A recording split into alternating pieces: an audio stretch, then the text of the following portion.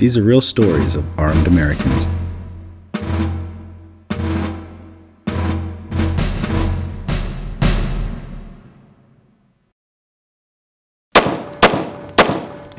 Wait, go, go, go!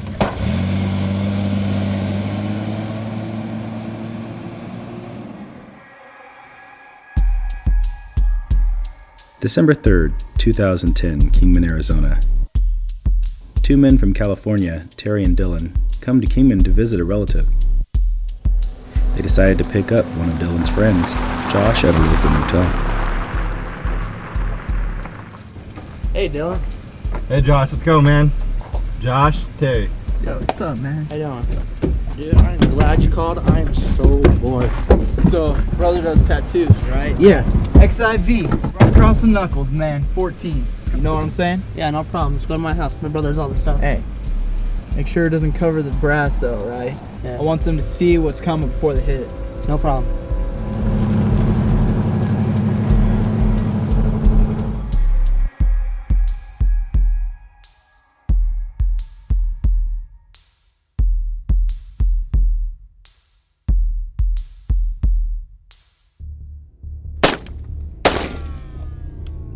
At an area outside of town used as a target range, David and his friend were doing some target shooting. About a month ago, early Christmas gift from my mom.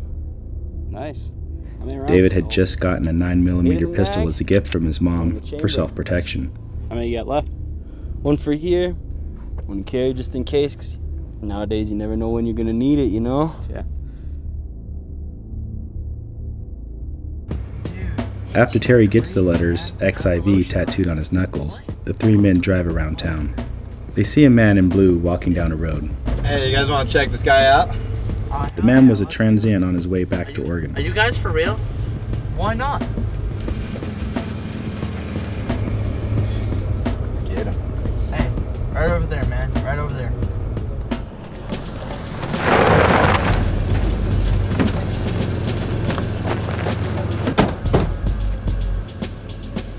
Hey, empty your pockets.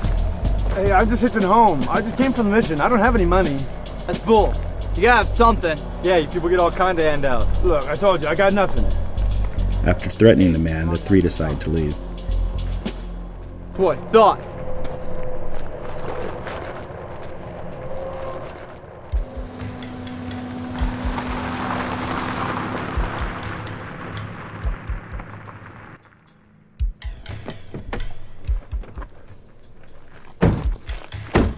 What's up, man? Just take me to the range. No problem, man. You want to come inside, get something to drink? Yeah, just get something to drink real quick. Can't stay long, though. I'd get back for dinner. Yeah, no worries, dude.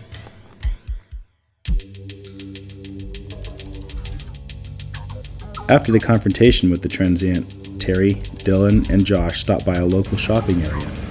Hey, yo, man, let me know.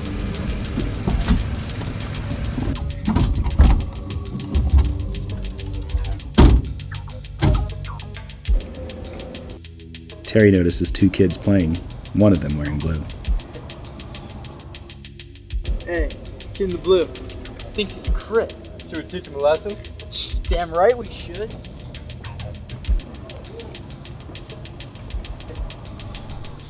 What you said? You a crit? No, I'm not in any game. We're just kids, just playing around. Leave us alone. Give me your money. I don't Empty your have any pockets. money. Empty your pockets. Give me your money. I don't have any money. You gotta have something, a phone, an iPod. Come on, give it up. No. Hey, The get him! boy tries to run away when Dylan chases him and tackles him to the ground.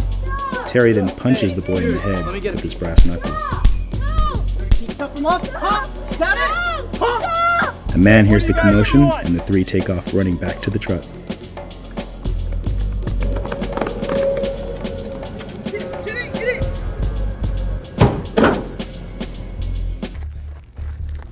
David, who lives a few blocks down, decides to walk home, unaware of what's about to happen. The neighborhood's getting kind of crazy lately. Nah, I think I'll be good. I know pretty much everybody around here anyways. Thanks, though. Later, I'll dude. stop. Hey, what's this towel in the color blue? Think we should check him then, don't you? Dylan. Hell yeah. What's up? Who you rep? What? You heard me. What gang you in? Some gang, dude. I don't mess with all that stuff. That's bull. Right, I can see your colors. David, afraid of being Oh, jumped, right. tries to walk away Don't from mean them. anything. Hey, back up, man. Hey. Hey, don't be walking away when I'm talking to you. Don't walk away from me. David, fearing his safety, backs away from them as they get closer, threatening him. Wrong colors, man. Just leave me alone, I'm warning you. Wrong colors, man. Back the hell up right now. I'll really kick your ass. I said get the hell back. He fires, hitting Terry 6 times and the truck 2 times. David fakes a reload with his empty magazine to keep them from coming after him. Shoot. Also shoot. Get in. Wait, go, go, go. In a panic, David flees the scene.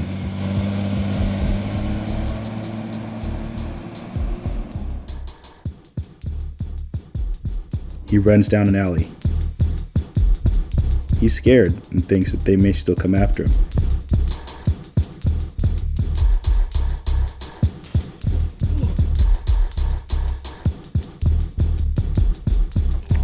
David takes cover in a yard. The homeowner and his friend notice David hiding. Hey, who's that? Is that one of your kids? Where? There's somebody hiding behind your boat there. You! What are you doing there? Hey, come out here. Come out here. Oh, hey, man, you have a gun. Hey, put your gun. Weapon hey, up put here. that Put gun up the down. weapon. I just shot someone, it's Put unloaded. the weapon down, son. Come over here. Put it over here. I think I just killed somebody.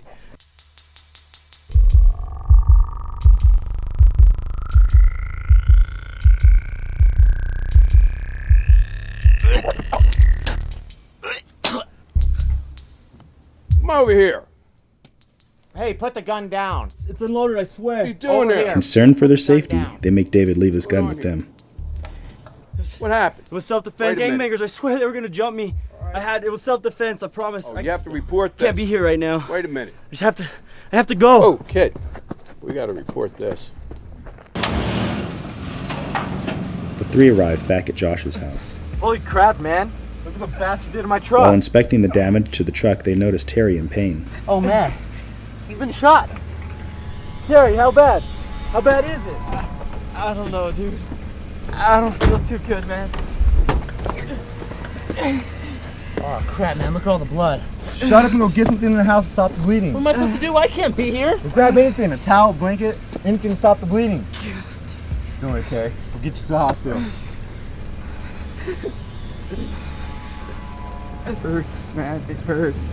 Hey, Dylan, you guys gotta go, man. I can't be here. I can't believe this is happening, dude. Shut up and help you get him in the truck.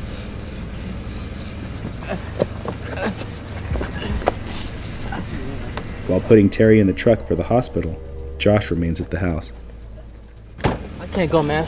I wasn't here. I want nothing with this, man. Whatever, man. I don't need you.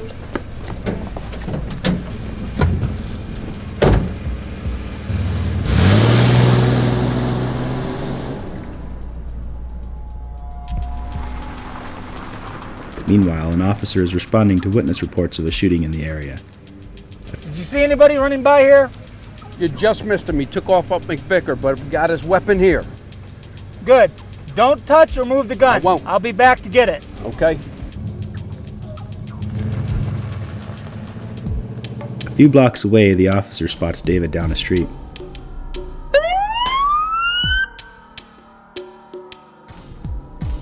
Dylan takes Terry to a local hospital.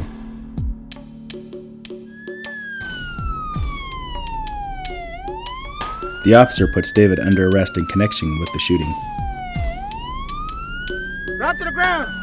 Arms out, legs spread apart. Now! Terry was listed in critical condition due to his injuries. David fully cooperated with the officer and told him everything that happened. Don't you move. No charges were pressed against David because he was found to have acted in self-defense. Terry and Dylan entered guilty pleas and both were sentenced to 4 to 5 years in prison. Josh had a plea agreement and was sentenced to 3 years supervised probation. At least one of the 3 men had ties to Norteño gangs in California.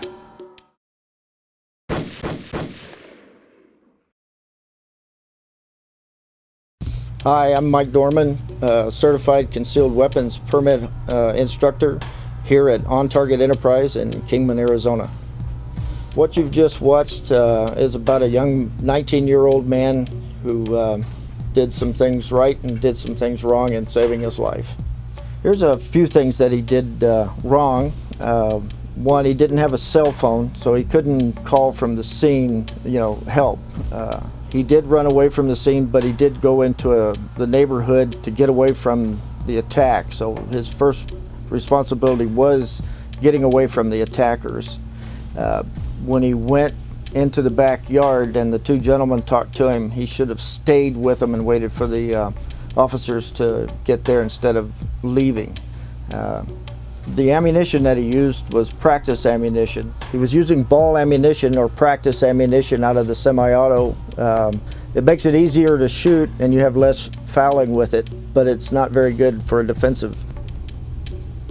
What he needed to have was jacketed hollow point. By being hollow point there, it has room to expand. What you want is the bullet to expand so it opens up the wound channel and it makes it more efficient as far as self-defense. As far as what he did right, he was able to stop the threat by using the firearm.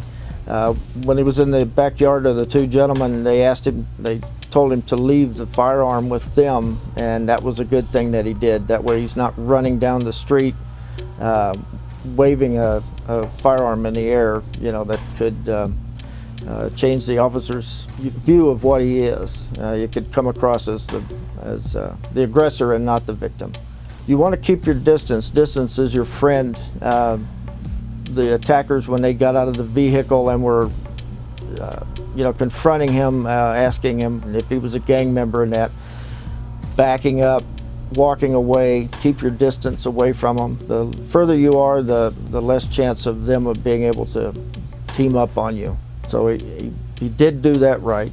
And like I said, if you don't have a cell phone, get to a neighbor's house and use their phone, but stay there. A lot of people think that you should clam up and not talk, but you still have to answer certain questions.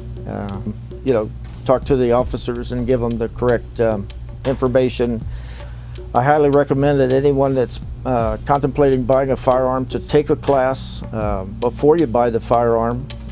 There's nothing worse than buying the wrong firearm and finding out it's not what you wanted or what you expect it to be.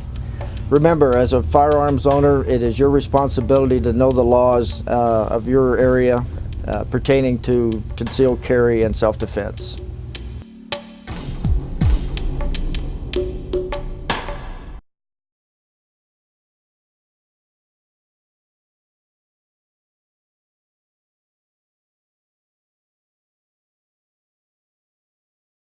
And now back to real stories of armed Americans. Tucson, Arizona, 2006. A woman walking on a street was approached by a man dressed in black. Implying that he had a gun, he demanded cash.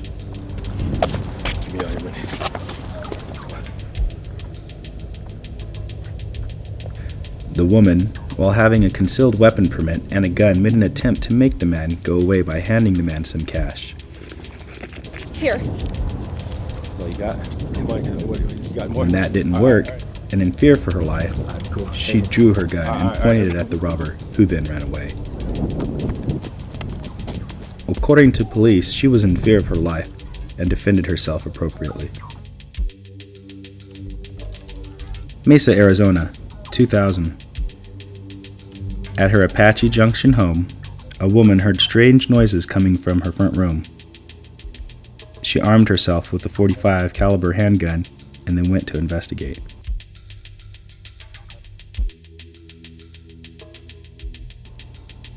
Kneeling by a recliner, she found a man rummaging through her purse. What are you doing? When she confronted the intruder, he told her that he was going to kill everyone in the house, including her. Including you. She fired at him, killing him. Police said that the man had abducted a woman from a nearby Walmart that evening.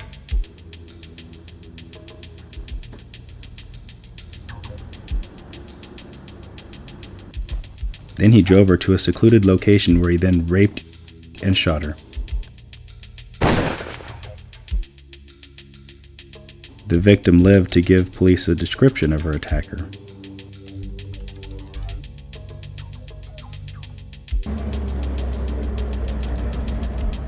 Dallas, Texas, 2009.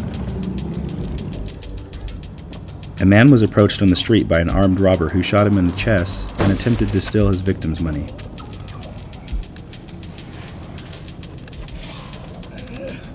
The wounded man was able to draw his own gun and shot the criminal, causing him to flee. The robber was tracked down at a local hospital where he sought treatment for his injuries. The wounded armed citizen survived his shot to the chest and called 911.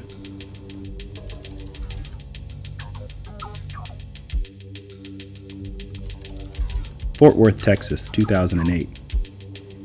A man leaving his home, unaware he was being watched, gets into his pickup truck to go out for the day.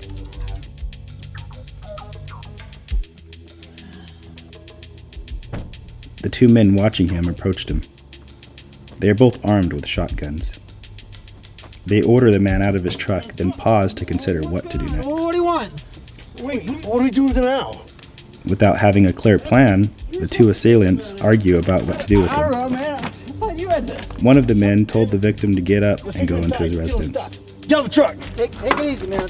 Take it easy. As the victim began to stand up, he pulled out a handgun that he had concealed in his pants and began firing on the two wannabe robbers. He hit one of the suspects multiple times, causing him to collapse in the street and die. The other suspect fled the scene.